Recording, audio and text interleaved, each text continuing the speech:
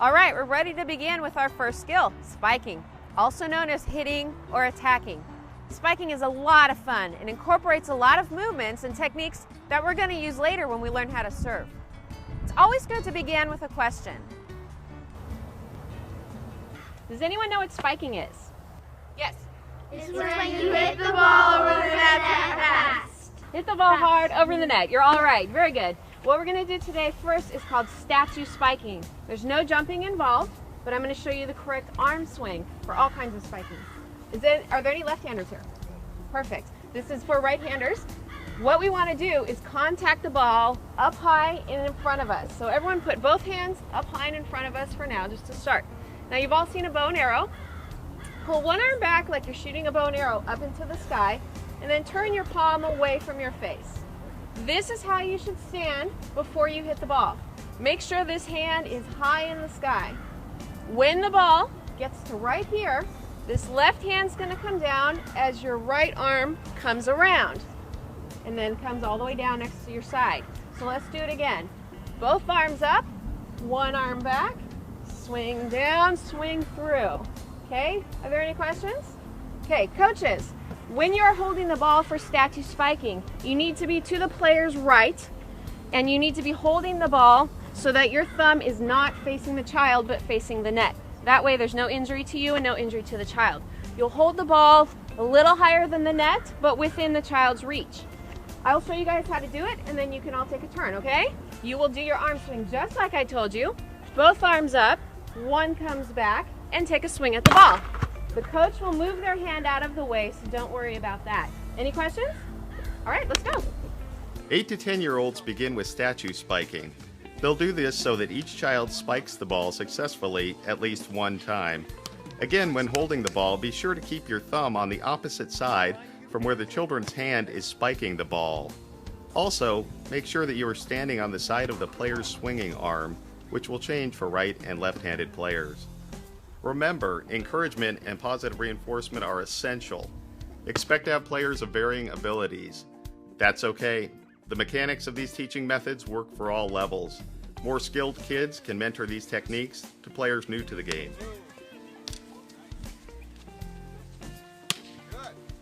Okay, I'm going to show you fountain spiking. Coaches, when you're tossing for a fountain spike, always toss with two hands. You'll have greater control.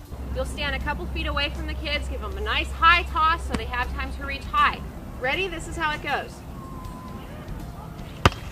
Okay, we could use one of your balls, please. Oh, we got one. This is what it looks like with the jumping. Okay, arm swing is the same. You're just jumping up and reaching for the ball.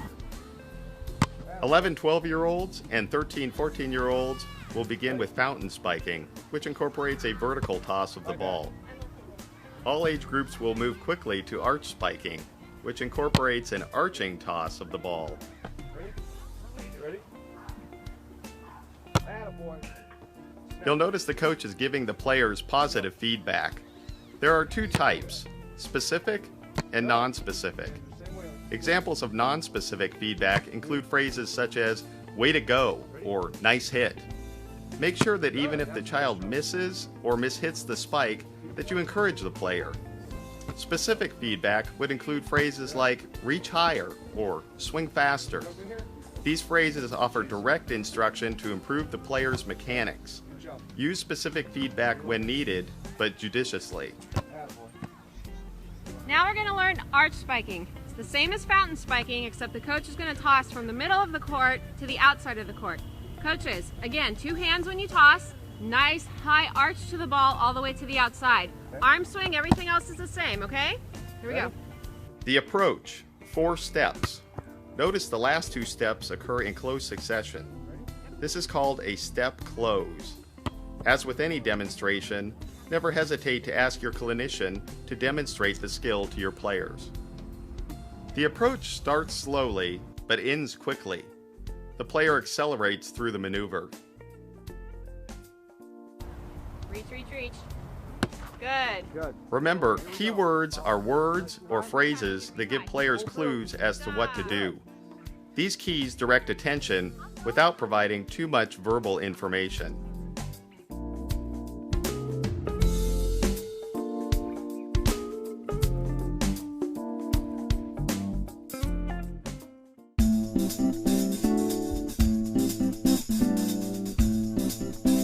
All right, can anybody tell me what a serve is?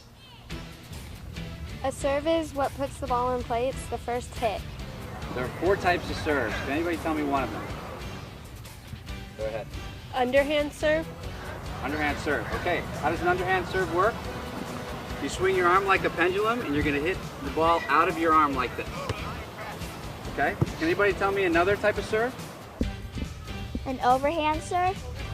Overhand serve, that's right. It's kind of like you were spiking earlier, only you're going to aim a little bit higher because you're going to have to hit the ball over the net. So you're going to toss the ball up and hit it like a spike. Can anybody tell me another type of serve? A jump serve. Jump serve, right. A jump serve's a lot like a spike too. Only this time, you're going to toss the ball really high, you're going to take an approach, and then swing through the ball, just like you were spiking. Can anybody tell me the final type of serve? Sky ball. That's right. What's a sky ball for? It confuses people. And how does it confuse people? They have to look up and they see the sun and the clouds and everything, and it distracts them. There's wind and there's sun, right? Clouds. Okay. A sky ball is a lot like an underhand serve, only you're going to drive the ball way up in the air, drive it higher. So you're going to hold it like you do for an underhand serve, and you're going to get under the ball and hit it way up in the air. Consistent speed backwards and forwards works best. A small step forward may be added with the leading foot to increase forward momentum. The ball can be hit out of the palm of the hand or with a very slight toss. As your player's proficiency increases, move them back incrementally until they are at the court's end line. You may not get children in the youngest age division all the way back, but that's okay because USYVL rules will allow 8 to 10-year-olds to serve from inside the end line if needed. The overhand serve utilizes many of the same mechanics as spiking. For this drill, players will start about 10 feet from the net too. The jump serve incorporates an approach like the one used for spiking and a high toss. A high toss is key. This serve can take time to master, but be patient.